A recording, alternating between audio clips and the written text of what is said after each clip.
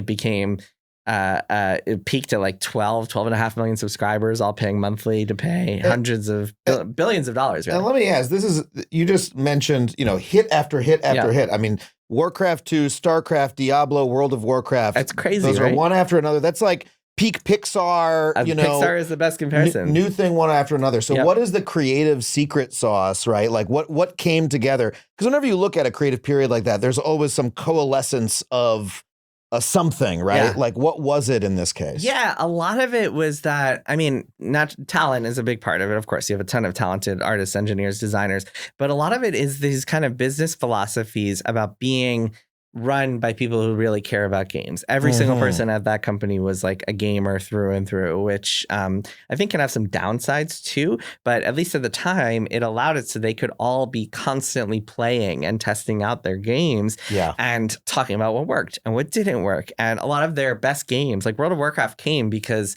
it originated because a bunch of the people who worked there were all playing this game EverQuest, which was the most popular MMO at the time. And they were like, this is cool. We all really like it, but there's so much we would do better and differently. And why don't we just make our own version that is like sands off the rough edges and fixes what we don't like about this?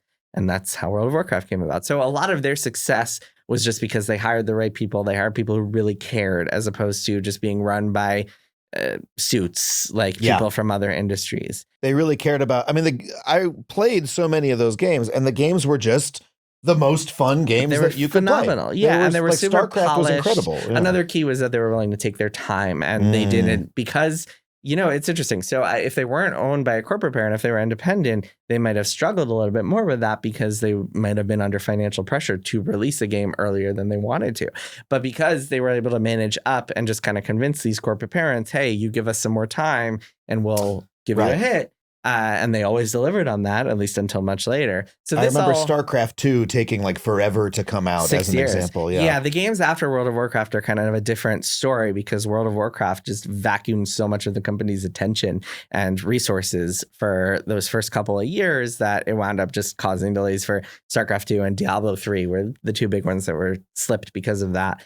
And so their kind of honeymoon period lasted, I don't know, 15, 20 years. And then in 2007, they merged with a company called Activision. So they were owned by this company, Vivendi, and Vivendi's games unit merged with Activision to form Activision Blizzard, run by Bobby Kotick. And that is when the problems started. And really a few more years before the problems started. They had some more honeymoon time.